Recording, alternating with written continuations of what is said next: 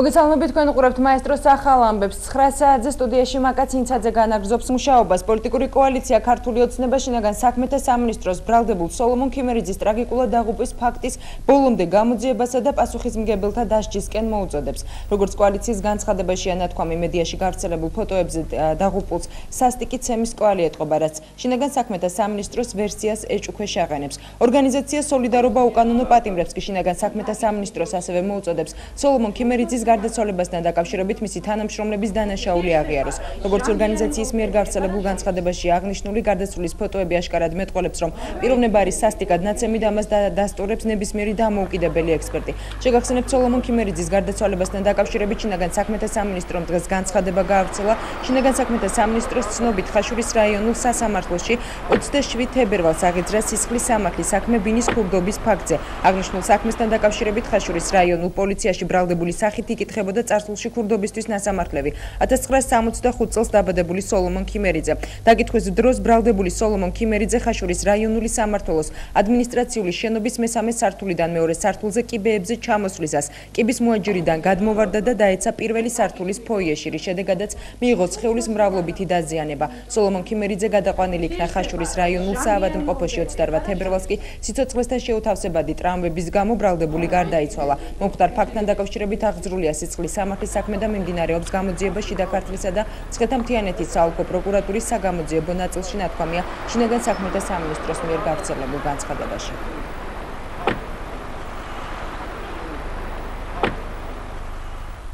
სოლომონ ქიმერიძის გარდაცვალების ოფიციალურ ვერსიასთან დაკავშირებით კი მის შვილს შეკითხვები აქვს. გივი ქიმერიძე ინტერესდება, როგორ მიიღო სოლომონ ქიმერიძე მის დაზიანებები, თუ შინაგან საქმეთა სამინისტროს ინფორმაცია რეალობას შეესაბამება და გარდაცვლილი ნამდვილად მესამე სართულიდან გადავარდა. მისივე განმარტებით გარდაცვლილს ორივე თვალი ჩალურჯებული აქვს, ერთი ფეხი ორგან, მეორე კი ერთ ადგილას აქვს მოტეხილი. მოტეხილი აქვს ხელიც, სხეული კი დალურჯებული აქვს. გარდაცვლილის ოჯახს გუშინ მაესტროს გადამღები ჯგუფი შეხვდა, მათი განმარტებით სოლომონ ქიმერიძე 5 წლის წინ არტის ქურდობისთვის გაასამართლეს, ამჯერად კი პოლიცია მისი დაკითხვა სოფელში დაკარგული ქვაბის გამო გადაწყვიტა. ინციდენტი არ მოხდა რა გუშინ. ადამიანი არ გადასულა? ჩინ არ გადასულა ადამიანი, გარდაიცვალა? საქმეზე იყო? საქმე აქ გარდაიცვალა? რა მოუწია? მოგითხო პროკურატურა ანუ ადამიანს გადასვლას ადასტურებს. რაღაცა დაიკარგა სოფელში და დაკითხვაზე წაიყვანეს. ანუ ნასამართლები ხო იყო და დაკითხვაზე წაიყვანეს. და ამოვიყო 5 წუთში გამოუშვებთო ესე თქვეს. და 5 წუთში წაიყვანეს ცოცხალი და მოიყვანეს მკვდარი. ზოგი ამბობს კიბებზე დაგორდა, ზოგი ამბობს აივნიდან გადმოვარდა. ზოგი პოლიციელები? კი, ჩვენ სადაც მოხდა ეს, ანუ ხაშურის მილიციის გაყოფილებაში. ეგენი გვეუბნებიან და ჩვენ იქ მომს არავინ არ ყოფილა, ანუ რომ დაგვენახა. გვაინტერესებს რა დაემართა ამ კაცს, სახლის სალამათი გავიდა სახლიდანა და რა დაემართა. არ ვიცი, გვაინტერესებს, არ გვაინტერესებს 55 წლის კაცი რო გაისტუმრო სახლიდან ცოცხალი და მკვდარი მოგიყვარო, როგორ არ გვაინტერესებს. ტანზე აი ფეხებზე აქვს ისინი სულ ამოკვეჩილები აქვს ფეხებზე. მუცელი გაჭრილი აქვს ახლა ეგა ის ვის ქონდა, ღვიძლი ქონდა ჩათქვეფილიოში, თუ ექიმს სუთქვია და დალურჯებულები აქვს, ალაგ-ალაგ დალურჯებული. თავი აქვს კიდე ხო შეკერილი თავი. ეჭვი არსებობს კი არა, შეგვიძლია დადასტურებულად თქვათ, რომ ადამიანი არის ნაწამები და წამების დროს შემოაკვდათ ხელში. ეხლა ლაპარაკი იმაზე, რომ საიდანღაც გამოხდა არის ზღაპრები, რომლითაც დღეს აღარავის აღარ სჭირა.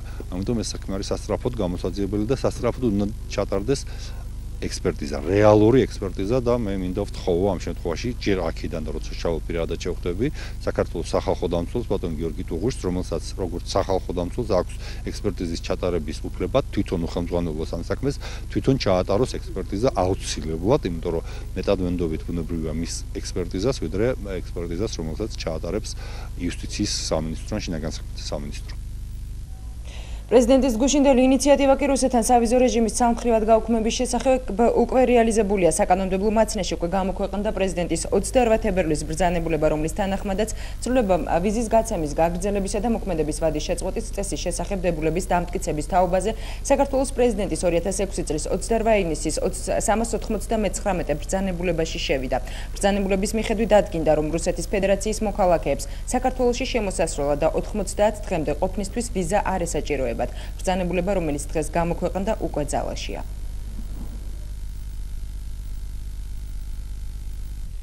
საქართველოს პრეზიდენტის ინიციატივას რუსეთთან სავიზო რეჟიმის ცალმხრივად გაუქმების შესახებ რუსეთის სახელმწიფო სათადბირო საერთაშორისო საქმეთა კომიტეტის თავმჯდომარის მოადგილე კონსტანტინე კოსაჩოვი პროპაგანდისტული აქციას უწოდებს. ამის შესახებ გამოცემა взгляды იუწყება. მისი განმარტებით საქართველოს პრეზიდენტის ინიციატივა არ არის განპირობებული რუსეთის მოქალაქეების ინტერესებზე ზრუნვით. კოსაჩოვის აზრით ეს ინიციატივა პროპაგანდისტული აქცია, რომლის ადრესატი საზღვარგარეთის ქვეყნებია. მისივე თქმით, კრიზისის მკვეთრი ფაზა ქართულ-რუსულ ურთიერთობებში მას შემდეგ დაიწყო, როდესაც სააკაშვილმა შეერაღებული დარტყმა მიაყენა სამხრეთ ოსეთს, სადაც რუსეთის მოქალაქეთა დიდი რაოდენობაა კონცენტრირებული და რომელთა სიცოცხლეს საფრთხე დაემუქრა. კოსაჩოვის აზრით იმისთვის, რომ ქვეყნებს შორის ურთიერთობა გაუმჯობესდეს, აუცილებელია საქართველოს ხელისუფლებამ საკუთარი შეცდომები აღიაროს, რომელიც 2008 წლის აგვისტოში დაუშვა. კონსტანტინე კოსაჩოვის განცხადებას ოფიციალური თბილისი უკვე გამოეხმაურა.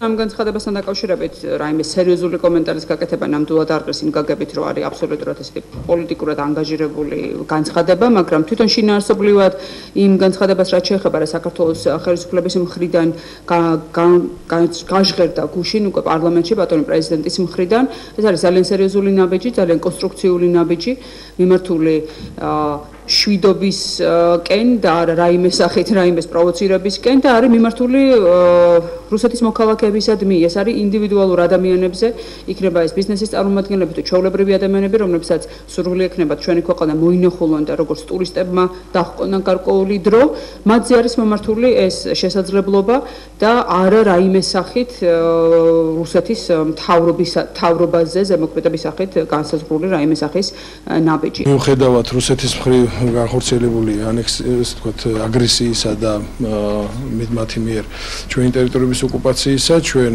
მიჯნავთ რუს მოსახლეობას, ასე ვთქვათ, კრემლის პოლიტიკისაგან და ეს არის გაგრძელება ჩვენი მიდგომის საზოგადოდ იმ ღიაობის მეზობლებთან კეთილ განწყობილი ურთიერთობისა, რომელიც ჩვენ გაგვაჩნია ყველა მეზობელთან სამწუხაროდ რუსეთის ასე ვთქვათ მმართველობის პოლიტიკიდან გამომდინარე სრულფასოვნად არ არის ეს ჩვენ ჩიბელ მეზობელთან. პოლიტიკური დებატი, რომელიც შეურაცხყოფაში გადაიზარდა საპარლამენტო უმცირესობის წარმომადგენელთა ნაწილის გამოსვლა გუშინ პრეზიდენტთან პაექრობი დასრულდა ფრაქცია ერთობა სამართლიანობისთვის წევრმა დეპუტატმა გიორგი ცაგარეიშვილმა პრეზიდენტს მისი სიტყვებით რეალობაში დასაბრუნებლად გამდიდრებული მინისტრების სახლების ფოტოები გადასცა, საპასუხოდ კი საქართველოს პრეზიდენტმა ცაგარეიშვილს გაიშნიკი უწოდა. მიხეილ სააკაშვილის განცხადებით ცაგარეიშვილი უბრალო გაიშნიკი იყო და რამდენ ფულსაც აკეთებდა წელიწადში, ადეიშვილი რამდენიმე წლის ხელფასით ვერ დააგროვებს. ურთიერთშეურაცხყოფით დასრულდა ჯონდი ბაღათურიას და პრეზიდენტის დებატიც. ქვეყნის პირველმა პირმა დეპუტატს ფარჩაკის სულელი ბრიყვი და ტალახში ამოსრული უწოდა, რომელსაც ხელისუფლებაში მართლა არაფერი ესაქმება.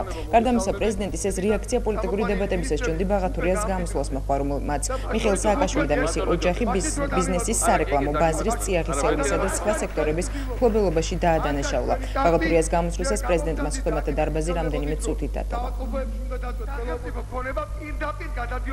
მინდა რეალობაში დაგაბრუნოთ და გაგახსენოთ, რომ როგორ დაიწყეთ ეს გზა. ფოტოები შეიარაღებული შევარნაძის თავრობის წევრებს კორუფციაში ამხელდით. ახლა კი მე მინდა თქვენი თანაგუნდელების სახლების ფოტოები გაჩვენოთ. დავიწყოთ თქვენი პირველი მინისტრისგან, ბატონი ივანე მერაბიშვილისგან, ეს მისი სახლია. ეს ბატონო მიხეილ ბენზინის მაგნატის ყოფილი მინისტრის თქვენი მეგობრის დავით კეზერაშვილის სახლია. თქვენ ამბობთ, რომ საწვავის ფასი საქართველოში სოფლიოში განვითარებული მოვლენების გამო იზრდება. არადასწორად თქვენ ადგენთ ამ ფასებს. რით ახსნით იმ ფაქტს, რომ 5 სხვადასხვა კომპანია ერთ დღეს, ერთ დროს, ერთი და იგივე მოცულობით უმატებს ფასს საცალო ბაზარზე, როგორც ეს 13 და 26 თებერვალს მოხდა. ნუ თუ ერთ კომპანიასაც არ ქონდა მარაგი, რომ კონკურენცია გაეწია სხვებისთვის. ეს ხო არაფერია თუ არა კარტელური შეთანხმება, რომელიც კანონით ისჯება. ასეთი მონოპოლიური საქმიანობის შედეგია ის, რომ საქართველოში ფასები იზრდება პირველადი მოხმარების საგნებზე და პირველ რიგში პურზე. შემდეგი სახლი. ეს თქვენი უზენაეს სასამართლოს თავმჯდომარის ბატონი კოტე კუბლაშვილის სახლია. კუბლაშვილის, რომელიც გამამტყუნებელი განაჩენების 99.8%-ით იწონებს თავს და საქართველოს სოფლიოში მოწინავე პოზიციაზე გაიყვანა პატიმართა რაოდენობის მიხედვით. სახჯელახსრულების პრობაციის და იურიდიული დახმარების საკითხა მინისტრი ხათუნა კალმახელიძე, რომელმაც ჯერ არნახულ ნიშნულზე აიყვანა სიკვდილიანობის მაჩვენებელი საქართველოს ციხეებში. მისი მოღვაწეობის შედეგი მხოლოდ გასული წლის პირველ ნახევარში გარდაცვლილი 77 პატიმარია. ჩვენ ველოდებით სახალხო დამცველის გასული წლის საბოლოო მონაცემს, რომელსაც თქვენი პარტია ზუსტად ისევე მიიღებს ცნობად, როგორც ამას ამ წლების მანძილზე აკეთებდით. ხელისუფლებაში მოსვლის დღიდან თქვენ მხოლოდ ნაცმოძრაობის პრეზიდენტი ხართ და სამწუხაროდ ასეთად დარჩებით საპრეზიდენტო ვალდის ამოწურვამდე. თქვენი პრეზიდენტობის დროს კორუფცია გახდა ელიტური და ამის თვალსაჩინო მტკიცებულება თუნდაც ის ფოტოებია, რომელიც გადმოგეცით. რით ხსნით იმას, რომ თქვენი ოჯახის წევრები თქვენი გაპრეზიდენტების შემდეგ სხვილი მეწარმეები გახდნენ. პატიმრებს არაადამიანურად ეპყრობიან, აწამებენ და კლავენ. ამის უკანასკნელი მაგალითი გუშინ მოხდა ხაშურის რაიონის სოფელ ქვიშხეთში, შეიძლება თქვენ ეს არ იცით. როცა ხაშურის რაიონის პოლიციამ სასტიკად აწამა და წამებაში მოკლა ამ სოფლის მაცხოვრებელი სოსო ქიმერიძე. იგი ისე არის ნაცემი და ნაწამები, რომ მთელი სხეული სისჩაქცევებით აქვს დაფარული. სოციალურ ქსელებში სხვათა შორის უკვე გავრცელდა ფოტო ამ შემზარავი დანაშაულის ხვეპლისა. ძალიან სამწუხაროა, რომ ეხლა დარბაზში აქ ბატონი მერაბიშვილი არ ბრძანდება და ძალიან გთხოვთ, კარგად გაარკვიეთ რა დაემართა ამ ადამიანს და რატომ ამბობს ხაშურის რაიონის პოლიციის უფროსი, რომ თურმე ფანჯრიდან გადმოხტაო ეს პატიმარიო. დაბრუნდა ბატონი თარგამაძის პერიოდი, მათ შორის ხაშურის რაიონის პოლიციაში. ეხლა მინისტრებზე რო არ ვილაპარაკოთ, ეს არის თქვენი დეკლარაცია. 2004 წელს შევსებული ქონებრივი დეკლარაცია, რომელიც საკმაოდ მოკრძალებული იყო მაშინ. თქვენი ქონება იყო სულ 95,000 ლარად შეფასებული ბინა მეუღლის სახელზე, 9500 ევრო ბანკ სოციეტე ჟენერალში, 3500 ევრო TBC ბანკში. სულ ეს არის. სხვა არანაირ ბიზნეს და შემოსავალს არ თქვენ და არ თქვენი ოჯახის წევრები არ ფლობდით. თქვენი მამა ერთი ჩვეულებრივი, როგორც აბომე კვალიფიციური ექიმი იყო, თქვენი დედა ასევე ერთი ჩვეულებრივი მეცნიერ მუშაკი იყო. ხოლო თქვენი ძმები ასევე არანაირ ბიზნეს და სხვა ტიპის რაიმე შემოსავლეს არ ფლობდნენ. დღეს თქვენ ხართ ერთ-ერთი უმდიდრესი ადამიანი საქართველოში. თქვენ ფლობთ და აკონტროლებთ, ნუყვირი ხართ, აკონტროლებთ ნავთობის და ოქროს საბადოებს და საქართველოს თითქმის ყველა წიაღისეულ სიმდიდრეებს. მთლიანად აკონტროლებთ საწვავის ბიზნესს, სარეკლამო ბიზნესს, ფლობთ მედია მაგნა ტელეკომპანია რუსთავი 2-ს, რომელიც თქვენს კლასელზე გაქვს გაფორმებული. თქვენი მამა არის საქართველოში ყველა ბალნეოლოგიური კურორტის მფლობელი, ხოლო თქვენი დედის საკუთრებაშია უმსხვილესი ბიზნესი უმაღლესი განათლების სფეროში. ეს არის საქართველოს ტექნიკური უნივერსიტეტი, ყოფილი GPI-ის. ბატონო ჯონდე. მაშინ დრო დამიმატო. არა, კი, დაგიმატებენ. არა, ერთი რაღაცა მათქვევით. მამა ჩემი ბალნეოლოგიის მფლობელი არ არის, მაგრამ დირექტორი ნამდვილად არის, აქ ქვედან არის 300 მეტრში. ტალახში გორაობა არის თქვენი ბუნებრივი მდგომარეობა. მაგრამ ისეთი შეურაცხყოფა არ მოგიყენები, აბა რას აკეთებ ბოლოსაბი ისეთი მაგარი ტალახია. აქედან გთხოვთ ბანდატურებით წამყვებიან, გავამზადებიან კარგ აბაზანას, ჩაგაწვენენ ბოლომდე ტალახში, ოღონდ ნამდვილად ხარისხიაში და კარგად დაგზილავენ როგორც საჭიროა და გაგიulis ყველა ეს ფანტაზია თავიდან ბოლომდე. აი ეს არის თქვენი ცდილობა. აი ეს არის თქვენი ტაქტი. ჯერ გამოგზავნდით და აქედან იწყებლებოდით, რომ საავადმყოფოებში უნდა დაწვეთ ყველა ოპოზიციონერი ისარ მეთანხმებდით და აი ახლა თქვენ ტოვებთ დარბაზს. ეს არის თქვენი ტაქტი და მოთმინება ოპოზიციათა სიმართლის მოსმენის. ბატონებო, ახლა მაყურებელს ვეუბნები, პრეზიდენტმა დატოვა პროტესტის ნიშნად დარბაზი. ბატონებო, ყველაზე საინტერესო ის არის, რომ მთელი ეს ქონება, ამ ქონების დიდი ნაწილი დაგროვებულია პრეზიდენტის განკარგულებებით, რომლის მიხედვითაც სახელმწიფო ქონება პირდაპირ გადადიოდა პრეზიდენტის და მისი ოჯახის წევრთა მფლობელობაში. სამუშაო და ბიზნესი არის მხოლოდ ხელისუფლების წევრთა პრივილეგია. ნუყვირი ხართ. და ბოლოს თქვენ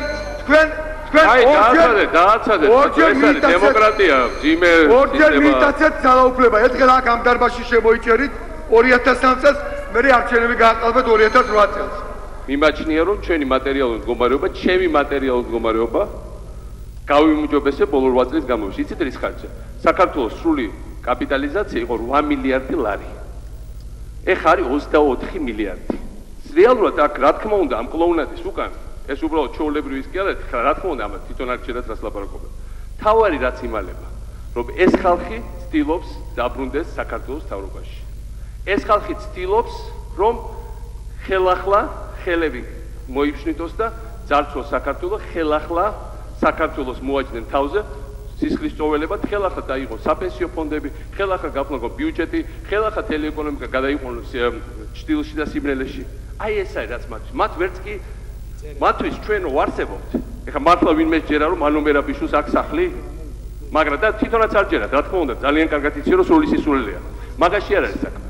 საქმე არის იმაში რომ მათთვის ჩვენ ვარსებობთ. რო არსებობს ზურაბადეიშვილი ვისახლეს და ვისახთანაც აპირებდა მიტინგის ჩატარებას და ვერ იპოვეს სახლებით რომ მამამის შალვას რაც აქვს სავხოზის დირექტორობის დროს აშენებული, იმის შემდეგ ვარდო ჩამოწვიდა იმ სახლს ბათქაში. და როგორ შეიძლება აი მათი წარმოდგენით და ბაღათურიას ტვინით და მეორე სუბიექტის ვინც გამოვიდა იყო ადამიანი რამდენიმე წელი იუსტიციის მინისტრი, გენერალური პროკურორი და მამაშენის სახლს ერთი აღური არ მიამატო, ეს არის ფარჩაკის სულელი ბრიყვი, რომელსაც მართლა არაფერი არ ესაქმება ხელისუფლებაში. აბა ასეთ ადგილს გააცდენ და ადამიანი? წარმოიდგინე, უბრალოდ გაიშნიკი იყო ეს ერთი აქ გამოსული და ის რასაც აკეთებდა წელიწადში, იმან ადეიშვილი ხელფასი ყველა რო დაამატოს, რამდენიმე წლის იმდენი არ გამოუვა. და ვერ წარმოუდგენია რა. ვალო მერაბიშვილი, როგორი გაღლეტილიც იყო, როცა გავიცანი, როცა მამამისის კამაზით იყო თელი მათი ოჯახი შემოსავალი. მე ჭვიმაკ ისეთივე გაღლეტილია დღეს. ვალო მერაბიშვილის სახლი და მე ვნახე დედამისი ამასი და ცხოვრობს იმავე სახლში და იმავე პირობებში, როგორც ცხოვრობდნენ მაშინ, სადაც ვანო იზრდებოდა. მაგრამ იცით რა ხდება? იმ სახლიდან 200 მეტრში შენდება რაბატის ახალი ციხესიმაგრე. და ძალიან ძნელია, როცა ადამიანი გელაპარაკება წაგებულის პოზიციებიდან, რამდენიც უნდა გაწყრავოთ, დაგიყვავოთ და გითხრათ, რომ ყველაფერი კარგად იქნება, თუ თქვენ გონიათ, რომ არ იქნება და ამდენად არ ახართ დარწმუნებული საკუთარ თავში და შესაძლებლობებში, მაშინ ბოდიში და პრობლემა გაქვთ საკუთარი პოლიტიკური ძალის მომავალთან. პოლიტიკური დებატები ქრისტიან-დემოკრატიული მოძრაობის ლიდერის გამოსვლით დაიწყო. გიორგი თარგამაძემ საპარლამენტო ტრიბუნიდან შეკითხვა დასვა, რომელიც მას უმთავრესად მიაჩნია და დაინტერესდა, როგორ ხედავს პრეზიდენტი ქვეყნის მომავალს და საკუთარ თავს მომავალში. გიორგი ახვლედიანმა კი 5 მიზეზი ჩამოთვალა, რის გამოც მისი აზრით ნაციონალური მოძრაობა ხელისუფლებაში აღარ უნდა დარჩეს. რის პასუხადაც მიხეილ სააკაშვილმა აღნიშნა, რომ მის გუნდს მრავალი წლის განმავლობაში ქვეყნის მართვის რესურსი აქვს და ის ამ პერსპექტივაზე უარს ნამდვილად არ იტყვის. თარგამაძის გუნდის მთავარი პრობლემა კი საკუთარ ძალებში კატასტროფული დაუჯერებლობაა. პრეზიდენტის შეფასებით თარგამაძის გუნდმა საკმარისად ვერ დაუმტკიცა ხალხს, რომ აქვს უნარი გადაიბაროს ხელისუფლება. დებატებისას საქართველოს შინაგან საქმეთა ყოფილი მინისტრის კახა თარგამაძის გამო პრეზიდენტი მიხეილ სააკაშვილი და ქრისტიან-დემოკრატების წარმომადგენელი გიორგი ახვლედიანი შეკამათდნენ. ახვლედიანმა გამოსვლისას მიხეილ სააკაშვილს მოქალაქეთა კავშირში ყოფნის პერიოდი შეახსენა და აღნიშნა, რომ იყო დრო, როცა ის კახა თარგამაძეს მადლობას უხდიდა. თავის მხრივ კი პრეზიდენტმა ოპოზიციონერ დეპუტატს მეხსიერება დაუწონა და ახვლედიანის განცხადებას სისულელე უწოდა. მათ ვინც გიმტკიცებთ, რომ უმუშევრობა შემცირდა, უფრო მეტ ადამიანს მიუწვდება ხელი ჯანდაცვასა და განათლებაზე, რომ ოჯახები ძალიან ბედნიერია, როცა საბავშვო ბაღებში გადასახადებს ახდევინებენ, ან მეტიც ახთოვანებას ვერ ფარავენ, როცა 20 ლარიანი ვაუჩერი მისდიდათ სახელმწიფოს ხარჯზე ქველმოქმედ ჩინოვნიკებს, იქით უყვავებენ, რატომ წუხდებოდით შუგზე მიბმული ნაგვის გადასახადი და გაერთიანებული ქვითარი იმდენად დიდი შეღავათია ჩვენი ისედაც მსუყი არსებობისთვის, რომ ჩვეულებრივი ქართული ოჯახი განსაკუთრებით ზამთარში ამაზე უკეთეს საჩუქარს რას ინადრებდაო. მოკლედ გააჩნია პოლიტიკასა და კონკრეტულად ამ დებატებში ვის წარმოადგენ. დღეს მე აქ წარმოადგენ 13 წლის მიხეილ ალექსიძის ოჯახს, 53 სკოლის ყოფილ მოსწავლეს, სტიქაროსანს, საოცრად პატიოსან, ნიჭიერ და კარგად აღზრდილ ახალგაზრდას, რომელსაც დირექტორ ტარას შავიშვილის ახირებით ჩვენმა ეფექტურმა, მაგრამ უსამართლო სახელმწიფომ კონსტიტუციით გარანტირებული უფლების დარღვევითა და სახალხო დამცვების უმწვავესი რეკომენდაციის უგულებელყოფით ფაქტობრივად განათლების მიღება აუკრძალა. 4 თვეა მიხეილის დედა, რომელსაც იმავე 53 სკოლაში კიდევ ერთი შვილი და სახლში პირველი ჯგუფის ინვალიდი მეუღლე ჰყავს, სკოლიდან სკოლაში უშედეგო დადის უხეში სახელმწიფო მანქანით დადრგუნული დიაბეტით დაავადებული ბავშვისთვის სწავლის უფლების დასაბრუნება. თქვენი ყველა გადაწყვეტილება მიმართულია საშუალო ფენის წინააღმდეგ. ნაციონალების სატარიფო კომუნალური პოლიტიკა საშუალო ფენის, მისი ძირითადი მკვლევავის, მცირე და საშუალო ბიზნესის, საჯარო და კერძო სექტორში დასაქმებული ადამიანების ბოლომდე გასაფარსადაა მიმართული. თქვენ ხშირად ახსენებთ და დღესაც მოვისმინეთ სიამაყით საუბარი იმაზე, რომ საქართველოში უმუშევრობა შემცირდა. ეს არის ტყუილი, რომელსაც თქვენ მთავრობა და სტატისტიკის დეპარტამენტი თავს გახვევთ. სიმართლე კი ის არის, რომ გასული საანგარიშო პერიოდის განმავლობაში აბსოლუტური ციფრებით საქართველოში უმუშევართა რაოდენობა 28,000-ით გაიზარდა, შემცირდა. პოლიტიკური სივრცის მონოპოლიზაციის საუკეთესო ბერკეტად გადაიქცა მოქალაქეთა პოლიტიკური გაერთიანების შესახებ კანონი, რომელიც ახალი ცვლილებებით ხელისუფლებას უტოვებს შესაძლებლობას, რომ უკვე სრულიად ლეგალურად შეინარჩუნოს მონოპოლია პოლიტიკაში და იმავდროულად სურვილისამებრ აკონტროლოს და თუ საჭიროა შეზღუდოს არასამთავრობო სექტორი. ზუსტად 12 წლის წინ 2000 წლის თებერვალში ამ დარბაზში ამავე ტრიბუნიდან თქვენს წინამორბედს პრეზიდენტ შევარდნაძეს უთხარი, რომ უფრო მეტი ეფიქრა წასვლაზე და იმ მემკვიდრეობაზე, რომელსაც დატოვებდა. ამ ძველ ამბავში საინტერესო ის არის, რომ ადამიანი, რომელიც მაშინდელ პრეზიდენტს ჩემთვის პასუხის გაცემაში ეხმარებოდა, თავად გახდა იმ პროცესის თანამონაწილე, რომელიც ამავე დარბაზში გადადექის სახელით დამთავრდა. მომავალი არჩევნების თემა კვლავ გაცვეთილი გადადექი ან მიშა მოვდივარ იქნება, თუ შეკითხვა ჩვენ საით მივდივართ. არ ვიცი, არ უჩივი სულ მახსოვრობას, მაგრამ ზუსტად ვერ ვიხსენებ სად ვიჯექით 10 წლის წინ, მე ვიჯექ თქვენ წინ, თქვენი ჯექით ჩემ წინ, თქვენ ალბათ ამაზე თქვენზე ძალიან დიდი შთაბეჭდილება მოახდინა ჩემზე. ჩემთვის ალბათ გადაფარა შემდგომაში შთაბეჭდილება, ეს ჩემი ცხოვრების ორ გამოცდილებაში, მაგრამ და მართალი გითხრათ, იმასაც ვერ ვიხსენებთ, რა უთხარით შევარდნაძე და რა გიპასუხა მათ თქვენ. და საერთოდ წარსულის გახსენება არ არის ყველაზე კარგი ძლიერი ადგილი თქვენი და თქვენი მეგობრების საქმიანობის. მე ასე ვიმაჩნიებ ჩემი თვალსაზრისით. თქვენ ახსენეთ აქ ერთი ხულიგანი, რომელიც გარიცხეს 53 სკოლიდან, იმისათვის რომ დირექტორზე გაიქაჩა და მე თქვა რომ ვაკეში თუ არ ვისწავლე, ისე არცად არ ვისწავლე, მე კარგად მახსოვს ეგ ისტორია და მახსოვს იმის გამო რომ ეს არის უკვე გამონაკლისი. და 10 წლის წინ ასეთი ხულიგნები მართავდნენ საქართველოს სკოლებს და საქართველოს კლასებს. როცა მეკითხებით რა არის ჩემი გეგმები არის მართლაც რომ ლაზიკა აშენდეს ისე როგორც ავაშენეთ ბათუმი, რომელიც ვერასდროს ვერ წარმოვიდგინათ, იმიტომ რომ მაშინ როცა ბათუმს თქვენ და თქვენი მეგობრები მართავდით, ან მინდა ეს ამოკაცახდით უბრალოდ ეს გვახსოვს ყველაფერი, ეს იყო შავმფერებში გადაწყვეტილი უგზოდ გაუნათებ ერთ-ერთი ყველაზე ბნელი ქალაქი, რომელიც მინახავს სოფლიოში, ერთ-ერთი ყველაზე დანგრეული ქალაქი, რომელიც მინახავს სოფლიოში, ერთ-ერთი ყველაზე განადგურებული ინფრასტრუქტურით და ეს არის ეხლა შავი ზღვისპირეთის ყველაზე ბრწყინვალე ქალაქი, რომელსაც შენატრიან მთელი მსოფლიოდან ჩამოსული ადამიანები.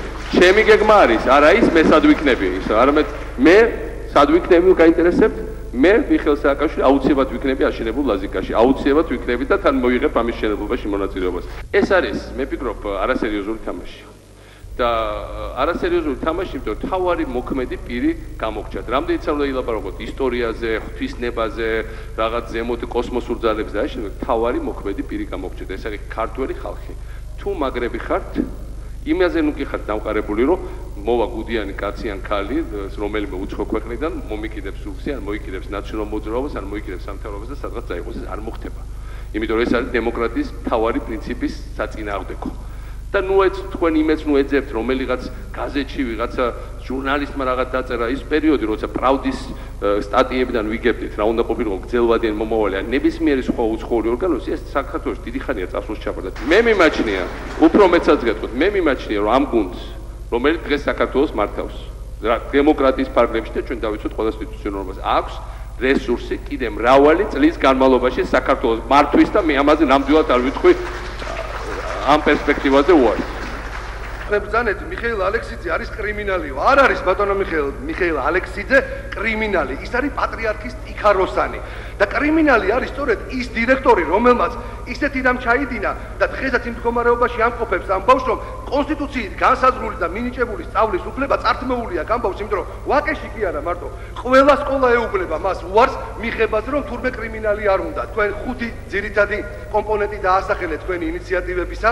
და მეც მინდა დავიწყო იმით, რომ ხუთი ძირითადი მიზეზი დავასახელო. თუ რატომ აღარ უნდა იყოს ნაციონალური მოძრაობა ხელისუფლებაში, სააკაშვილის ხელისუფლებამ არასდროს კეთილდღეობა ვერ მოუტანა ქართველ ერს. ასობით ათასი ადამიანი კიდევ უფრო გააღატაკა, გაამათხოვრა და სიღარიბის გვარსვიმა პროგრამაში ჩასვა. მე გეტყვით, მაგალითისათვის გეტყვით, რომ რამდენიმე წლის წინ შეიქმნა ეს სიღარიბის გვარსვიმა პროგრამა. დიახ, იმედი გაჩნდა იმისა, რომ ათასობით და ასობით ათასი ადამიანი, მილიონი ადამიანი აღმოჩნდებოდა სოციალურად დაცვის მექანიზმების ქვეშ და ეს იმედი ნამდვილად იყო, ეს ნამდვილად კარგი იყო. მაგრამ რა ხდება დღეს? დღეს ეს იმედი ათასობით ადამიანისათვის თვალსა და ხელშუა ქრება. და მინდა კითხოთ ბატონო მიხეილ, უკაცრავად, მაგრამ ერთი კითხვა არ გაგიშათ, როდესაც ტყიბულში ხვდებოდით მოსახლეობას, სად არის ის ასობით რეგრესის პენსიონერი, წარმოებით დაზარალებული ადამიანი, რომელიც 2 თვის განმავლობაში ქალაქის ცენტრში კარავში ცხოვრობდა, წვიმაში, დელგმაში, თოვლში, თავისი კომპენსაციებისა და დავალიანების გასტუმრების მოთხოვნით?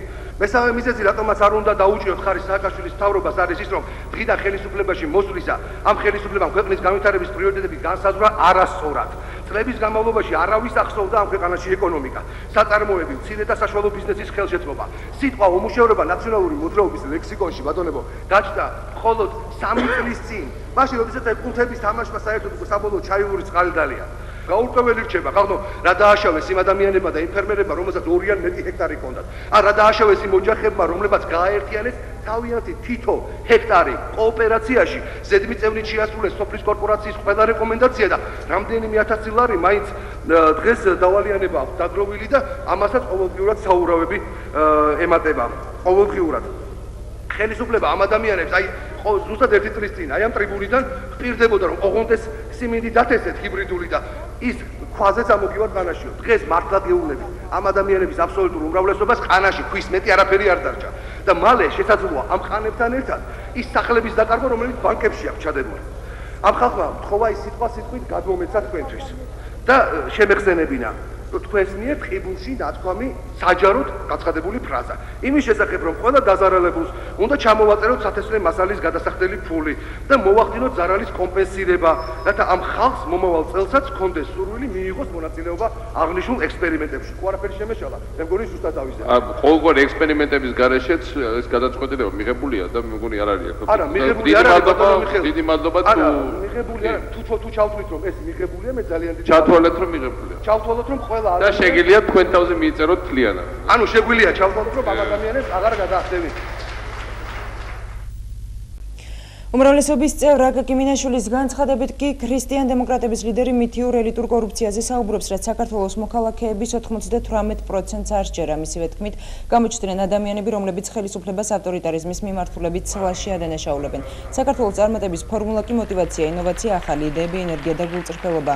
საპარლამენტო უმრავლესობის წევრი გოგა გაბაშვილი კი ფიქრობს, რომ არაკორუმპირებულ ხელისუფლებას კორუმპირებული ოპოზიცია ებრძვის. როგორც დებატებისას გაბაშვილმა განაცხადა, ტყუილზე თაღლითობაზე, უსინდისობაზე აგებული პოლიტიკა არ გამოდის, რადგან შეუძლებელია 2002 წლის გამეორება, რადგან მაშინ ხელისუფლებას არაკორუმპირებულ ოპოზიცია ებრძოდა. ახლა კი პირიქით არის. პარლამენტში მიმდინარე პოლიტიკური დებატები ბიძინა ივანიშვილის ქართულ ოცნებაზე საუბარსაც დაეთმო. ქართული ოცნების თემა სიტყვით გამოსვლისას საპარლამენტო უმრავლესობის წარმომადგენელმა ნუგზარ ციკლაურმა რუსეთის მიერ ციხის შიგნიდან გატეხვის მცდელობაზე საუბრისაც ამოწია. დეპუტატი ოპოზიციონერი კოლეგების გამოსვლებსაც გამოეხმაურა გია ცაგარეიშვილს კორუფციასთან მებრძოლი უკარქაშო ხმარი ჯონდი ბაღათურიას ეთნოგრაფიული იშვიათება და უვარგისი უწოდა. გიორგი თარგამაძის კი განუცხადა, რომ ხალხის სახელით საუბრის მიუხედავად თავად მოსახლეობა არ ფიქრობს, რომ თარგამაძე მათ ინტერესს ატარებს.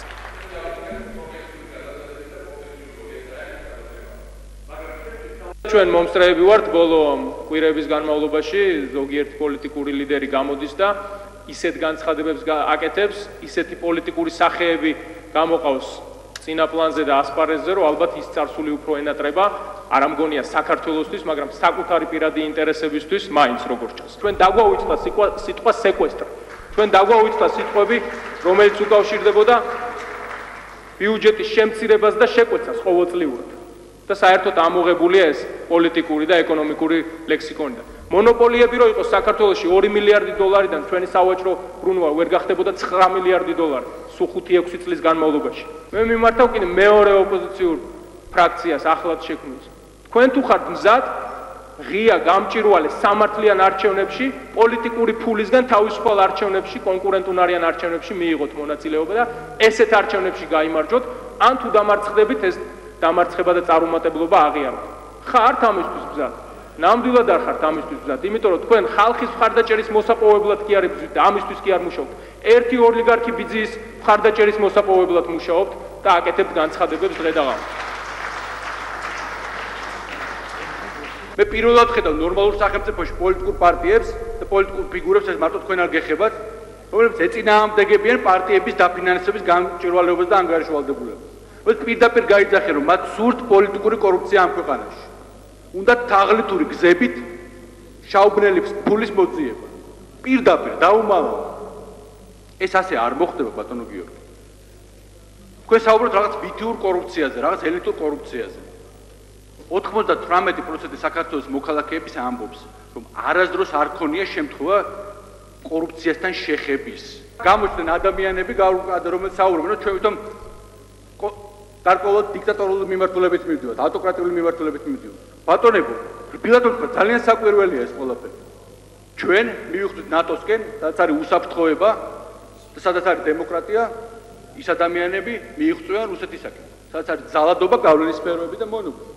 ჩვენ მივხვდით ევროკავშირისაკენ, სადაც არის კეთილდღეობა ეკონომიკური, ადამიანის უფლებები და კანონშემწირებელობა, ეს ადამიანები მიიღწევენ ევრაზიული კავშირისაკენ. ახლა ამ ახალ ჯაჭვში გამოჩნდა კიდევ ახალი სახელი. ეს სახელი არის ქართული ოცნება. და ალბათ უნდა ვიკითხოთ, რა გვთავაზობს ეს ქართული ოცნება და რატომ უნდა იყოს ის ჩვენთვის ოცნება. ისინი გვეუბნებიან, რომ არ მოვითხოვოთ ოკუპაციის აღიარება. მე კი თქვენ გეკითხებით, ეს არის ქართული ოცნება. ისინი გვეუბნებიან, რომ რუს ხალხს მოსწონს პუტინი და პუტინი იქნება დემოკრატი ლიდერი. გეკითხებით, ეს არის ქართული ოცნება. ვეკითხებით 9 აპრილს დაღუპულებს, 9 აპრილის ჯალათის, ლებედის დაფინანსება. არის თუ არა ქართული ოცნება. ვეკითხები ასევე ასეულობით 1000 დევნილს. ქართული ოცნება არის განა, რომ ის ვინც გადაწვა ჩვენი სახლები, იმის პოლიტიკურ კამპანიას დააფინანსებ რუსეთში. და ვეკითხები სრულიად საქართველოს, ის რომ ჩვენი სამშობლო არის აგრესორი, ხოლო რუსეთი მსხვერპლი. აი ეს აზროვნება არის თუ არა ქართული ოცნება. პასუხი არის ერთი, ეს არ არის ქართული ოცნება, ეს არის რუსული ოცნება და არის კიდევ ერთი პასუხი, რომ ვერავინ ვერ ეგრისება რუსული ოცნების ახდენას საქართველოში. და ეს არის არა ჩემი, არამედ მთელი საქართველოს პასუხი მას. გამოუგნებელი რამე თქვა, რომ თურმე არსებობს ინფრასტრუქტურა ეკონომიკის გარეშე, როგორც ბატონმა გიორგი თარგამაძემ ბრძანა. მე საერთოდ არ მესმის, რას ნიშნავს ინფრასტრუქტურა ეკონომიკის გარეშე. იმიტომ რომ ინფრასტრუქტურის განვითარება, ნორმალური გზა, ნორმალური აეროპორტი, ნორმალური რკინიგზა, ეს არის სწორედ ეკონომიკის განვითარება, ეს არის ინვესტირება ჩვენს მომავალში, ჩვენს ეკონომიკაში, ჩვენს სამუშაო ადგილებში. ეს არის დახმარება იმ ადამიანების, რომელსაც მართლა ძალიან უჭირთ და რომლის გაჭირვებასთან შეხიდება მხოლოდ ერთი მეთოდით შეიძლება. ეს არის დაუღალავი შრომა, ეს არის დაუღალავი მუშაობა და ეს შრომა და მუშაობა არის დღეს მთავარი პატრიოტიზმი. ჩვენ ურთიერთობის დალაგებას, როგორც ეს ზოგიერთს ესმის, ვერ შევძლებთ. იმიტომ რომ დალაგება, როგორც კაპიტულაცია, არასოდეს არ იქნება. დალაგება ურთიერთობის აგრესორთან, რომელსაც ოკუპირებული აქვს ჩვენი ქვეყანა, არ იქნება. ჩვენ ფართოდ გავუხსნით გზას ბიზნესს, ტურისტებს და რუს ტურისტსა და რუს ტანკის შორის ძალიან დიდი განსხვავებაა. ქრისტიან-დემოკრატები რუსეთთან სავიზო რეჟიმის გამარტივებას მიესალმებიან. ამის შესახებ პარტიის ლიდერმა გიორგი თარგამაძემ განაცხადა, შეხვედრაზე საუბრის მთავარი თემა პრეზიდენტის გუშინდელი გამოსვლა იყო ის, რომ ჰიბრიდული სიმინდისთვის აღებული სესხი გლეხებს ჩამოეწერებათ, ასევე მრავალშვილიანობის პრობლემების აქტუალიზება გიორგი თარგამაძემ დადებით ასპექტებად გამოყო. ეროვნულ-დემოკრატიული პარტია კი პრეზიდენტს უშიშროების საბჭოს მოწვევას თხოვს. ამის შესახებ პარტიის საპარლამენტო წარმომადგენელმა გურამ ჩახვაძემ განაცხადა. უშიშროების საბჭოს მოწვევის საკითხი ედეპებ პრეზიდენტის მიერ პარლამენტში რუსეთთან სავიზო რეჟიმის გამარტივების ინიციატივაზე საუბრის შემდეგ დასვა. მიხეილ სააკაშვილი დიდი ხანია მას შემდეგ განსაკუთრებით რაც პარლამენტში აღარ არის როგორც დეპუტატი გადაეჩვია ოპონირებას, გადაეჩვია განსხვავებულ აზრს, გადაეჩვია პირში სიმართლის თქმას, გადაეჩვია დაჟინებით მოთხოვნას, იმას რაც გავაკეთეთ ქრისტიან-დემოკრატებმა გუშინ, როდესაც ყველა ჩვენი გამოსვლელი ერთმანეთის მიყოლებით მიუხედავად მისი თავის არიდების მცდელობისა ვეუბნებოდი თქვი რა საპირებ. მან არ თქვა რა საპირებს, მან თქვა რომ ყველაფერს გააკეთებს იმისთვის, რომ ნაციონალური მოძრაობა დარჩეს ხელისუფლებაში. არც ეს არის პრობლემა იმ შემთხვევაში თუ კი ნაციონალური მოძრაობა სამართლიან, კონკურენტულ და თანასწორ არჩევნებში მოიგებს არჩევნებს, მაგრამ პრობლემა სწორედ ის არის, რომ მანაც კარგად იცის, რომ ნაციონალური მოძრაობა მით უმეტეს პრეზიდენტის სტატუსის მატარებელი პირველი პირის გარეშე ვერანაირ არჩევნებს, მათ შორის ვერც საპარლამენტო არჩევნებს ვერ მოიგებს. ჩვენ მიგვაჩნია, რომ უნდა იყოს თავისუფალი გარემო ყველა ბიზნესისთვის, მიუხედავად მათი ეროვნებისა, მაგრამ როდესაც რუსული სახელმწიფო ფული ასე აქტიურ როლს თამაშობს ქართულ ეკონომიკაში, მე მიმაჩნია, რომ ქართულ სახელმწიფოს მეტი სიფრთხილე და ყურადღება მართებს. მაგრამ რაც შეეხება ადამიანებთან, რუსეთის რიგით მოქალაქეებთან ურთიერთობას და ზოგადად საქართველოს პოზიციონირებასთან ამ კუთხით, მე ვთვლი, რომ ჩვენ უნდა ვიყოთ გახსნილები და ამ გახსნილობის დემონსტრირება იქნება საქართველოს მხრიდან ვიზო რეჟიმის შემოღება. ამ ფრაქციის ერთი წევრი არის ბიზინა ივანიშვილის კოალიციის წევრი შეიძლება ითქვას. დანარჩენებს აქვს მანევრირების საშუალება და ალბათ ისინი ცდილობენ რომ შევიდნენ ამ კოალიციაში დაიმკვიდრონ თავი და ხდება აფიშირება რომ ეს ფრაქცია არის ბატონი ივანიშვილის სახე ამ შემთხვევაში პარლამენტში და ამას ღიად აცხადებენ. მე დავინახე და ეს უნდა ვთქვა სიმართლე რომ ბატონი ბაღათურიას ეს გამოსვლა ჩემის აზრით იყო განპირობებული იმით რომ მან დაიმკვიდროს თავისი ადგილი ბატონი ივანიშვილის კოალიციაში. ჩვენ ისედაც ფართოდ გავუღეთ რუსეთს, ჩვენი ეკონომიკური ბაზარი. ჩვენ შეგვიძლია მივიღოთ ერთ დღეს სურათი, როდესაც აი ამ ქვეყანაში, საქართველოში ქართველები ვიქნებით სტუმრები, ეკონომიკას გულისხმობ მე. ჩვენ ვერაუგრძალებთ რუსებს, თუ კი ესე ფართოდ გავუღებთ კარებს, რომ მათ შეიძინონ მიწები, მათ შეიძინონ ჩვენი ქონება, სტრატეგიული ობიექტები, აი ესე დაყოფას ვერ მოახდენ. და ეს არის რა თქმა უნდა საფრთხის შემცველი. და ამას სჭირდება ძალიან მყარი არგუმენტები ხელისუფლების მხრიდან, რომ დაგვარწმუნოს, რომ ასეთი რამ არ მოხდება. დემოკრატიულმა მოძრაობა ერთიანმა საქართველომ კი გუშინ პარლამენტში გამართული დებატები და მიხეილ სააკაშვილის გამოსვლა შეაფასა. პარტიის გენერალური მდივნის განცხადებით პრეზიდენტის გამოსვლის თავი გზავნილი ის იყო, რომ ის ხელისუფლებიდან წასვლას კიდევ დიდხანს არაპირებს. ნინო ბურჯანაძის თანაპარტიელებისთვის მნიშვნელოვანი აღმოჩნდა ის ფაქტი, რომ მიხეილ სააკაშვილს თავის მოხსენებაში არაფერი უთქვამს ოკუპირებული ტერიტორიების შესახებ. ახალი მემარჯვენების ერთ-ერთი ლიდერის მანანა ნაჭყებია საზრით კი საქართველოს პრეზიდენტს მიხეილ სააკაშვილს თავის პოლიტიკურ მომავალთან დაკავშირებით გადაწყვეტილება ჯერ თავად არ მიუღია. მისი შეფასებით საკუთარ პოლიტიკურ მომავალთან დაკავშირებით სააკაშვილი გადაწყვეტილებას 2012 წლის საპარლამენტო არჩევნების შემდეგ მიიღებს, როდესაც ნაციონალური მოძრაობის შედეგს ნახავს. თავარი მესიჯი, რომელიც გაჟღერდა პრეზიდენტის გამოსვლიდან, ის არის, რომ ნაციონალური მოძრაობა არსად არ მიდის პოლიტიკური არენიდან, არ აპირებს არც ერთი, ვთქვათ, იოტით უკან დახევას და მისი, ვთქვათ, დაპირება, რომ ჩაატარებს მორიგ არჩევნებს, ისე რომ არ იყოს პრეტენზიები მის სამართლიანობაში, მორიგი ტყუილი იქნება. მაშინ, როდესაც ქვეყანაში 100-ზე მეტი პოლიტიკური პატიმარია, მათ შორის 26 მაისს უკანონოდ დაპატიმრებული 53 ადამიანი. ერთ-ერთი ოპოზიციონერი დეპუტატი საუბრობს მხოლოდ მისი კოალიციის ორ მხარდამჭერის დაპატიმრებას, რომლებიც ხელისუფლებამ პოლიტიკური ნიშნით დააპატიმრა. არ გვეგონა, რომ ბატონი ცაგარეიშვილისათვის ოპოზიცია პოლიტიკური ნიშნით დაპატიმრებულები ჩემიანებად და თავისიანებად იყო დაყოფილი. გუშინ პარლამენტის უმაღლესი ტრიბუნიდან საქართველოს პრეზიდენტმა ჩაიდინა დანაშაული. დაარღვია ადამიანის უდანაშაულობის პრეზუმპცია და პრაქტიკულად გასცა დანაშაულებრივი ბრძანება ყველა საჯარო სკოლის დირექტორების მისამართით, რომ მათ არ მიიღონ სკოლაში 53 სკოლიდან უკანონოდ გარიცხული, გლის ბილეთით გარიცხული, მინდა ხაზი გაუსვა სააკაშვილის სიტყვებით კრიმინალი მიხეილ ალექსით. არც ქვეყნის კანონმდებლობა, არც დემოკრატიული სახელმწიფოების გამოცდილება არ უკრძალავს მიხეილ სააკაშვილს პოლიტიკაში დარჩენას. რა ფორმით დარჩება ის პოლიტიკაში? მე სიმართლე გითხრათ, ამ წუთას ფიქრობ, რომ მას ჯერ კიდევ თვითონ არ აქვს ამაზე საბოლოო თავის შეხედულება ჩამოყალიბებული. მან ღიად განაცხადა ის, რაზეც მეც ფიქრობდი და ჩემი მეგობრებიც ფიქრობდით, რომ მისი მთავარი ამოცანა დღეს არის დღევანდელი მართველი პარტია, ნაციონალური მოძრაობა მოვიდეს პარლამენტში უმრავლესობით. ეს აძლევს მას საშუალებას, რომ მიიღოს ნებისმიერი გადაწყვეტილება. თუ ის დაელოდება, მე ვფიქრობ, საგარეო პირობებსაც და ქვეყნის შიგნითაც არსებულ პირობებს და მხოლოდ შემდეგ მიიღებს გადაწყვეტილებას დარჩეს პრემიერ-მინისტრად თუ არა.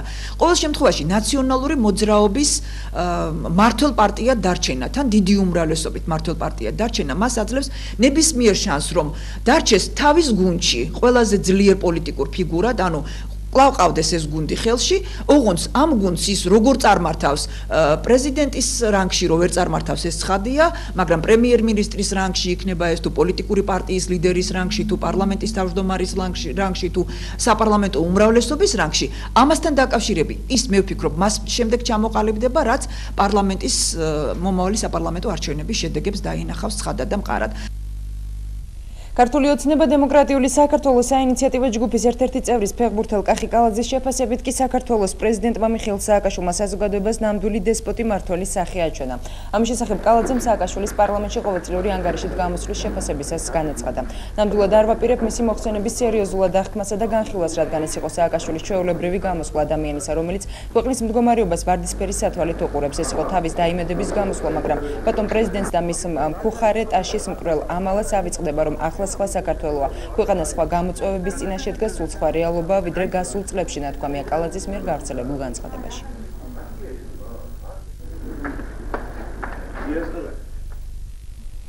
მამუკა არეშიძე კი ქართულ ოცნებაში რჩება და რეგიონული პოლიტიკისა და ეროვნული უმცირესობების თემატურ ჯგუფებს უხელმძღვანელებს. კოალიცია ქართული ოცნების პრეზენტაციამდე არეშიძე რეგიონული პოლიტიკის სტრუქტურების მშენებლობაზე მუშაობდა, თუმცა ამ პოზიციაზე ის სხვამ ჩაანაცვლა. არეშიძის განცხადებით 10 მარტიდან ქართული ოცნება აქტიურ მოქმედებას დაიწყებს.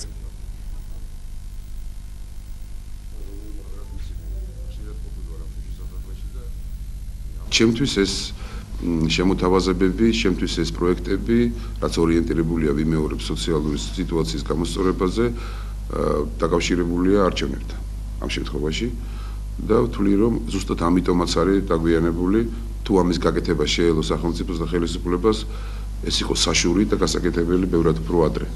ბევრი რამ ვიმეორებ, რაც სოციალურ სფეროს ეხება. ბევრი პროექტი.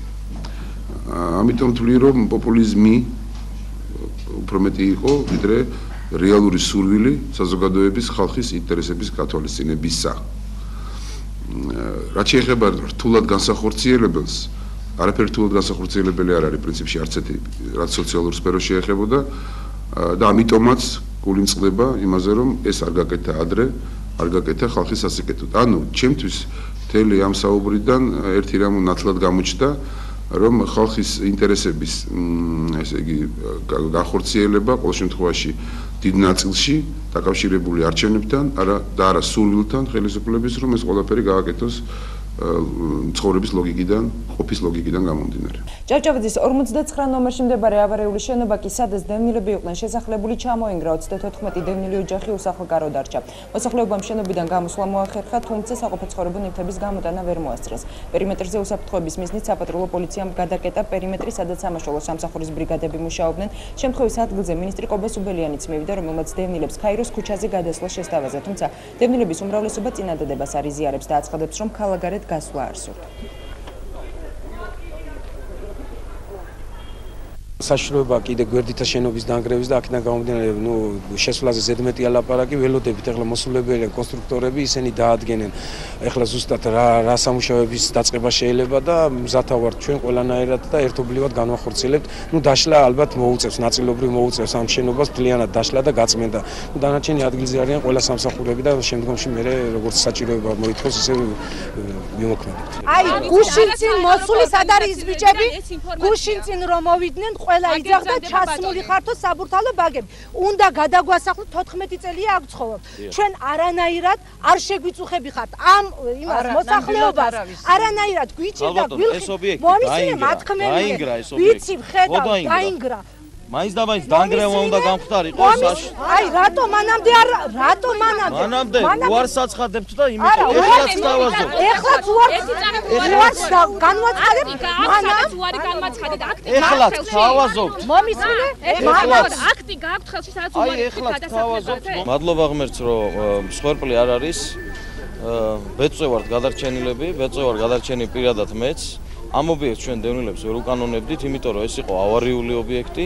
ამის დაკანონება უბრალოდ გამორიცხული იყო და აქედან გამომდინარე ვერ უკანონებდით და ვთავაზობდით ალტერნატიულ ფარს.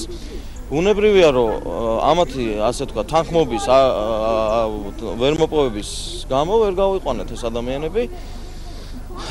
ეხლაც ვთავაზობ, დღესაც ვთავაზობ, კაიროს ქუჩაზე ვთავაზობ საცხოვრებელ ფართს, რომელსაც ასევე დაუკანონებთ, მაგრამ წინააღმდეგი იყვნენ გუშინდელ დღემდე და ამ წუთამდე წინააღმდეგი არიან სამწუხაროდ. სწავლობთ აქ, მუშაობთ და იგივე ბავშვები აქ დაიბადნენ, აქ ცხოვრობენ მთელი 20 წელია და ჩვენ არსად გადასვლის და შანსი ანუ არა გვაქვს სხვაგან ალტერნატიული ფართი, სადაც შეგვიძლია ამ მომენტში გადავიდეთ, არა გვაქვს და ვინც ჩვენთან არავინ მოსულა, ამას ვამბობ სრული პასუხისმგებლობით. რაღაც შემოთავაზებებით არავინ მოსულა. დევნილთა სამინისტროდან არავინ მოსულა. აი სანამ ეს სავალალო შედეგი არ დადგა და სანამ არ ჩამოინგრა სახლი და ეხლა ჩამოინგრა და უკვე იზოლებლები ვართ.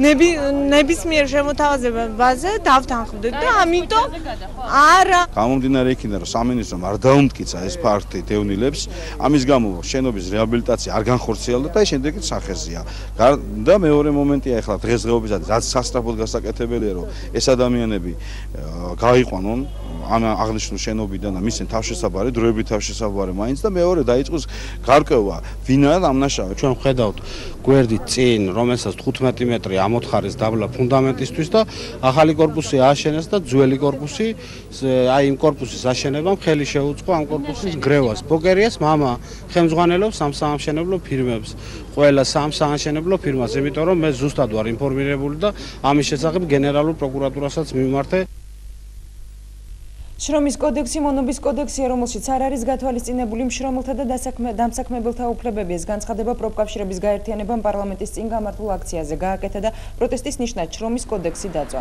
აქციის მონაწილეები თვლიან, რომ საქართველოს შრომის კოდექსი ვერანაირ კრიტიკას ვერ უძლებს. საქართველოს პროფკავშირები 29 თებერვლის ევროპული მოქმედების დღედ გამოცხადების თაობაზე ევროპის პროფკავშირების კონფედერაციის ინიციატივასაც გამოეხმაურა ამ დღეს. ევროპის პროფკავშირები 1 მარტს ბრიუსელში დაგეგმილი ევროპის საბჭოს სხდომის მონაწილეებს დასაქმების პრობლემის მოგვარებისა და სოციალური სამართლიანობის მოთხოვნით მიმართავენ.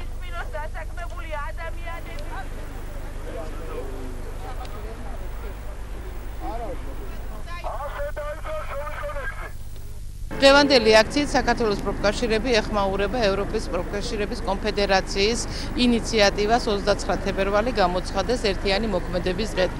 ეს ეძღვნება იმ საკითხს, რომ 1 მარტს ბრიუსელში ტარდება ევროპის საბჭოს კონფერენცია, სადაც ევროპის ქვეყნების პროფკავშირები წამოაყენებენ საკითხს კიდევ ერთხელ სოციალური სამართლიანობის დამკვიდრებისა და შრომითი ურთიერთობების არსებული პრობლემების შესახებ.